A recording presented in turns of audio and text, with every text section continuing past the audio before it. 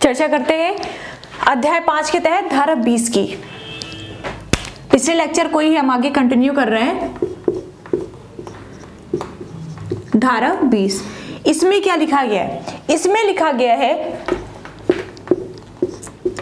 इस अधिनियम का अन्य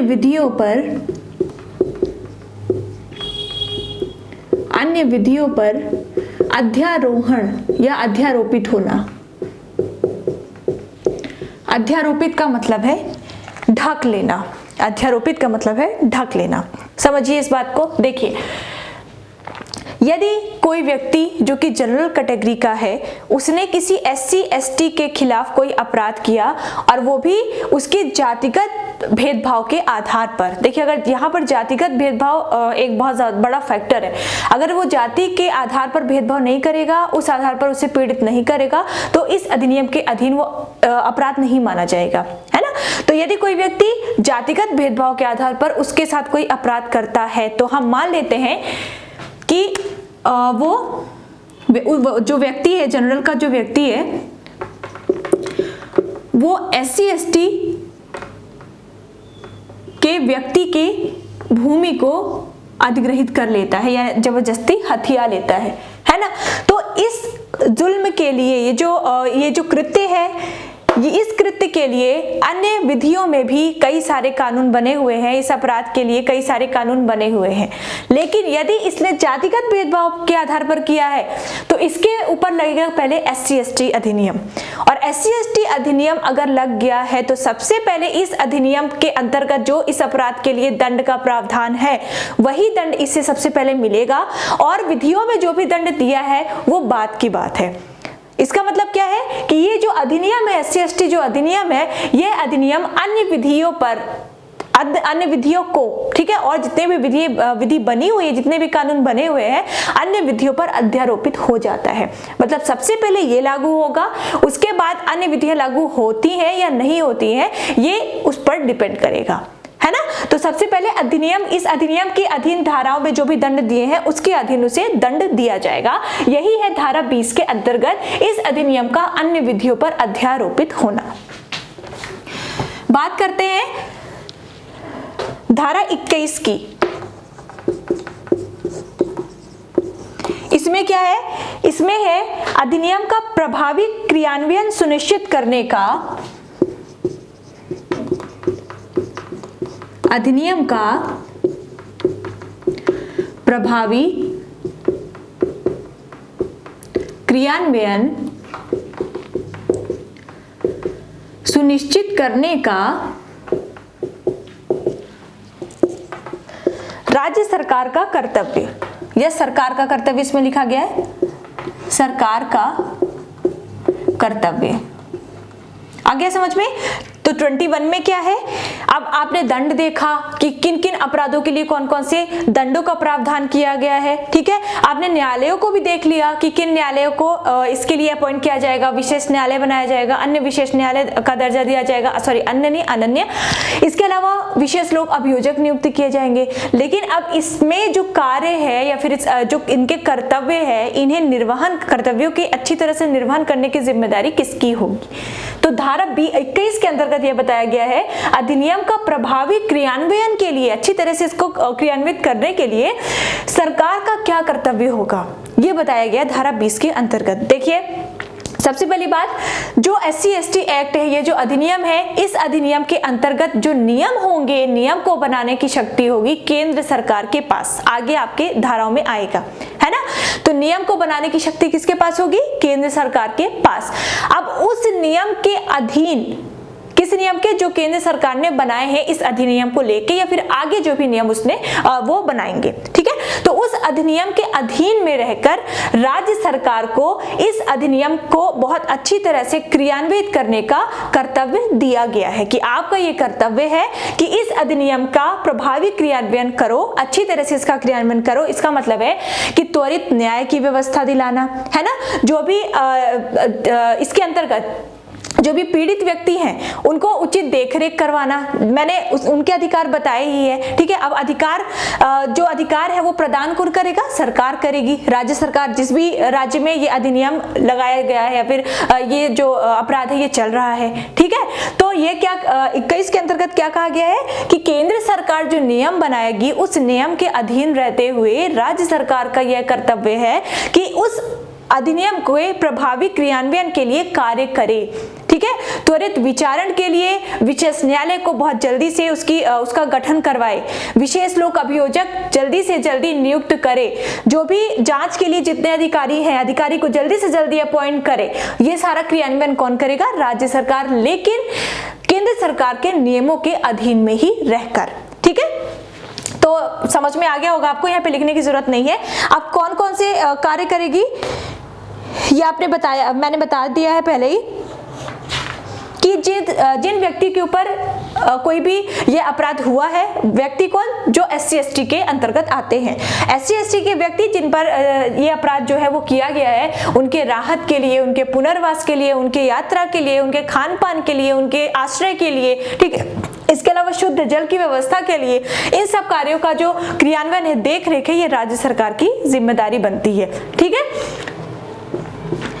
केंद्र सरकार जो ये राज्य सरकार क्रियान्वयन कर रही है, जो ये राज्य सरकार कार्य कर रही है, तो केंद्रीय सरकार ऐसे उपाय करेगी जो कि राज्य सरकारों द्वारा किए गए उपायों में समन्वय करने के लिए आवश्यक हो, ठीक है। और भी ऐसे उपाय करेगी जिनसे राज्य सरकार के कार्यों को और भी ज्यादा हम कह सकते हैं और भी ज्यादा उनके लिए वो सरल हो जाए, और ये जल्दी से जल्दी, अगर किसी को न्याय नहीं मिल रहा है तो जल्दी से न्याय मिले, ठीक है। अगर कोई पीड़ित व्यक्ति के कोई आश्रित है और वो पीड़ित व्यक्ति जो है वो मृत्यु को प्राप्त हो चुका है, तो उनको जल्दी से जल्दी उनकी देखरेख में, मतलब सरकार की देखरेख में वो आ जाए, ठीक है। तो राज्य सरकार के समन्वय के लिए केंद्र सरकार भी उपाय करेगी।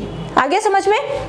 आप देखिए, इसके अंतर्गत ये भी एक बात है कि राज्य सरकार और केंद्र सरकार इस अधिनियम के लिए जो भी कार्य करेगी, ठीक है, एक साल में इस अधिनियम के लिए जो भी कार्य करेगी, ठीक है, जो भी नियम बनाएगी, नियम तो हालांकि पहले संसद में ही जाता है बनाने के पश्चात, वो अगले धारा में आएगा।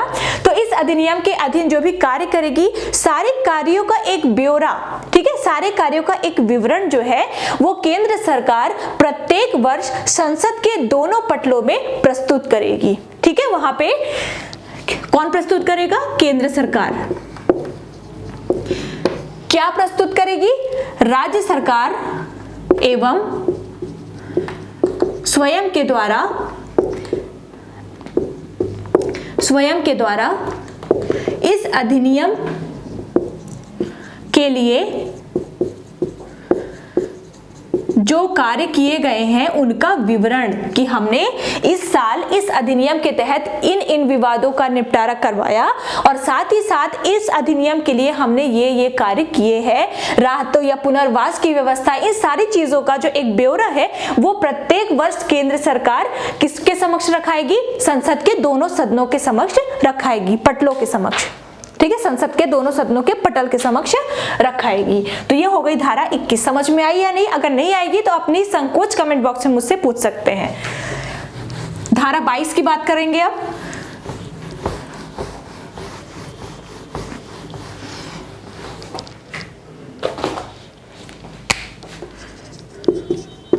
धारा 22 के अंतर्गत है सद्भावना पूर्ण की गई कार्यवाही के लिए संरक्षण।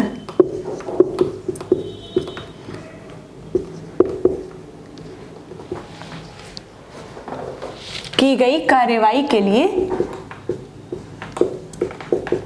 संरक्षण, है ना। तो देखिए, ये जो सद्भावना पूर्ण की गई कार्यवाही के लिए संरक्षण है, ये आपने सिविल अधिकार संरक्षण अधिनियम 1955 में भी देख लिया था।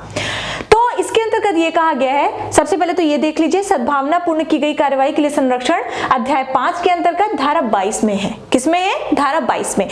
इसके अंतर्गत ये है कि हम आपको एग्जांपल से समझा देते हैं। हम मान लेते हैं कि किसी शहर में या फिर किसी गांव से हाईवे गुजर रहा है, ठीक है, पास हो चुका है हाईवे कि इस रूट से हाईवे को गुजारा जाएगा। अब क्या है कि हम मान लेते हैं ये कोई गांव है। अब यहाँ से हाईवे गुजरना है, यहाँ से हाईवे को जाना है और यहाँ पे बहुत सारे घर हैं, वो है घर SC ST के। अब ये हाईवे अगर जाएगा तो इनके घरों को भी यहाँ से हटाना पड़ेगा, है ना। अब यहाँ पे आया है, हम मान लेते हैं पहले एक DM आया है, कलेक्टर आया है, वहां का जो भूमि है, भूमि का मापन करवा रहा है, ये सब करवा रहा है, ठीक है। अब डायरेक्ट सरकार तो डायरेक्ट कोई नेता तो आएगा नहीं बोलने के लिए कि आप लोग यहाँ से हटो, आप लोगों का पुनर्वास किया जाएगा, आप लोगों को मुआवजा दिया जाएगा। तो अगर कोई DM आया है, हम मान लेते हैं, और DM जो है वो भूमि का मापन करवाता है और उसको ये पता चलता है कि इनके घर भी, SC ST के घर भी इस जमीन के अंतर्गत आ रहे हैं। अब इस स्थिति में क्या होगा? अब इस स्थिति में DM जाके बोलेगा कि आपका जो ये है, DM बोलेगा या फिर किसी से बुलवाएगा कि आपका ये जो क्षेत्र है ये हमारे सरकारी क्षेत्र में आने वाला है, इसलिए आप यहाँ से जाओ। भूमि अधिग्रहण का मामला आपने सुना होगा, आपकी भूमि को अधिग्रहित किया जाएगा और आपको मुआवजा दे दिया जाएगा, आप यहाँ से हटकर कहीं और भी अपना घर बसा सकते हो। अब इसमें क्या करें? ये जो SC ST के व्यक्ति हैं, अगर वो चाहे तो जाके क्या कह दे कि हमें जातिगत भेदभाव के आधार पर यहाँ से हटाया जा रहा है, बोल रहे हैं हाईवे निकलवाएंगे, ठीक है। तो इस अधिकारी के ऊपर भी, किस अधिकारी के? जो अधिकारी यहाँ पे गया होगा, और साथ ही साथ राज्य सरकार के ऊपर भी, साथ ही साथ केंद्र सरकार के ऊपर भी हमें SC ST एक्ट जो है ये लगवाना है। इस स्थिति में यह एक्ट लागू नहीं होगा, इसे ही कहेंगे सद्भावना पूर्ण की गई कार्यवाही के लिए संरक्षण। आगे समझ में? और ये संरक्षण किसे प्राप्त होगा? राज्य सरकार को, केंद्र सरकार को, या किसी ऐसे उच्च स्तर के अधिकारियों को। आगे समझ में? यही है सद्भावना पूर्ण की गई कार्यवाहियों के लिए संरक्षण। इसके तहत SC ST का कोई भी व्यक्ति इस अधिनियम को आरोपित नहीं करवा सकता। यह हो गई आपकी धारा 22। चर्चा करेंगे धारा 23 की। धारा 23 में है नियम बनाने की शक्ति। यहां पे आपको ये याद रखना है कि नियम बनाएगा कौन? नियम बनाने की शक्ति। अब नियम बनाएगा कौन, ये याद रखेंगे। तो नियम बनाएगी केंद्र सरकार। केंद्र सरकार को यह शक्ति दी गई है कि वो SC ST अनुसूचित जाति, अनुसूचित जनजाति अत्याचार निवारण अधिनियम के लिए नियम को बनाए, नियमों को बनाए, ठीक है। तो नियमों को बनाएगी कौन? सबसे पहले याद रखना है केंद्र सरकार। उसके बाद अब नियमों को बना के तुरंत वो लागू तो करवाएगी नहीं, नियमों को बना करके जो ये नियम है ये संसद के दोनों सदनों पर पेश किए जाएंगे। संसद के लोकसभा, राज्यसभा, ठीक है। तो दोनों सदनों पर ये नियम जो है वो पेश किए जाएंगे। अब पेश करने के बाद, हाँ, पेश कब किए जाएंगे? जब ये दोनों सदन जो है वो सत्र में हो।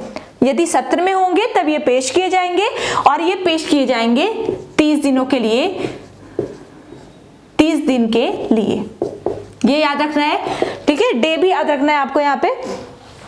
तो कुल 30 दिन की अवधि के लिए ये संसद के दोनों सदनों में पेश किया जाएगा। अब देखिए यहाँ पे क्या होगा, अच्छी तरह से देखने के बाद जब ये नियम, ठीक है, संसद के जो सदन है उनको ऐसा लगेगा कि नियम में थोड़ा संशोधन होना चाहिए, या कुछ और नियम ऐड होना चाहिए, या फिर ये जो नियम है इसको हटाया जाना चाहिए, ठीक है। तो जब संसद के दोनों सदनों को ये लगेगा कि संसद नियम है जो उनमें कुछ संशोधन होना चाहिए, तो संसद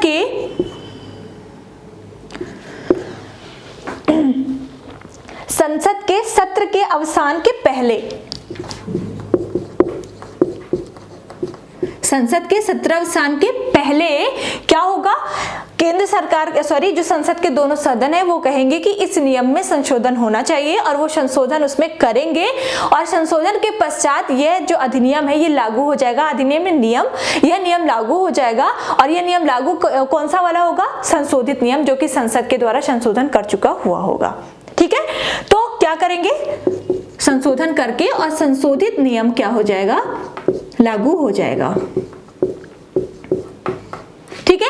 अब यदि संसद के दोनों सदनों में 30 दिन के भीतर और सत्र के अवसान के पहले ये लगता है इन्हें कि यह नियम हट जाना चाहिए, जितने जो नियम लोकसभा के द्वारा, केंद्र सरकार के द्वारा जो पेश किए गए हैं, ये नियम लागू नहीं होना चाहिए, तो वो उसी दिन से जो नियम है वो उसी दिन से निष्प्रभावी हो जाएंगे, ठीक है, वो लागू नहीं होंगे, वो निष्प्रभावी हो जाएंगे। हाँ, लेकिन ये है कि उस नियम से पहले जो भी नियम लागू हो चुके होंगे उस पर कोई असर नहीं पड़ेगा, केवल वो नियम जो केंद्र सरकार ऑन द स्पॉट रखी होगी उनके सामने, संसद के दोनों सदनों के सामने, ठीक है। तो ये डिपेंड करेगा संसद के सदनों पर। तो संशोधित नियम अगर संशोधन करना होगा तो संशोधित नियम लागू हो जाएंगे संशोधन करके, और या फिर अगर हटाना होगा तो तुरंत ही वो निष्प्रभावी हो जाएंगे, अब उनका कोई मतलब नहीं रह गया। अगर केंद्र सरकार को लगता है कि इसमें और नियम आने चाहिए तो फिर से वो दोबारा नियम जो है वो संसद के दोनों सदनों के सामने जब वो सत्र में हो तब प्रस्तुत कर सकती है। आगे समझ में, और इस तरह से हो जाती है हमारी धाराएं 23 कंप्लीट, साथ ही साथ अध्याय 5 कंप्लीट, और हमारा हो जाता है अनुसूचित जाति अनुसूचित जनजाति अत्याचार निवारण अधिनियम 1989 कंप्लीट। जो भी कंफ्यूजन हो कमेंट बॉक्स में आप पूछ सकते हैं।